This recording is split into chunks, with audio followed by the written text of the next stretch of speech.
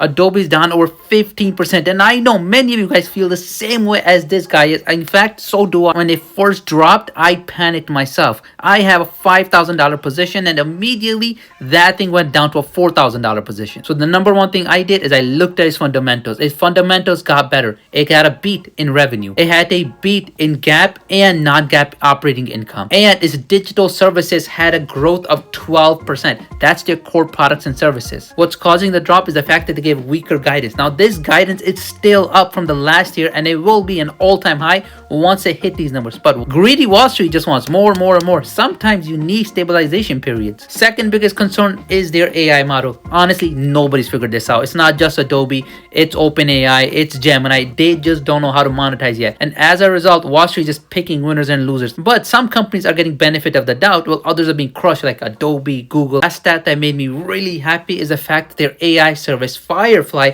contributed to $25 million additional revenue in their last quarter. That means they're on the path of actively figuring out the AI monetization strategy. Look, we don't know what the future is going to hold, but I can tell you right now, Adobe is in a great position to give you an amazing return if you bought this stock under $500. I firmly believe that. It is in the best position to reach an over $1,000 by 2030. Now, I don't know the future, and neither does anyone else that's putting these doomsday scenarios in your head. It could be that some competitor comes out with a product that's so good that bankrupts Adobe. But what is the likelihood of that happening, especially when Adobe itself is actively trying to create these products and services that is going to make their own suite obsolete? I don't know, man. I think that possibility is slim to none. Based off of that projection, I'm sticking with Adobe. I'm not selling. I see this as a buying opportunity, to be honest.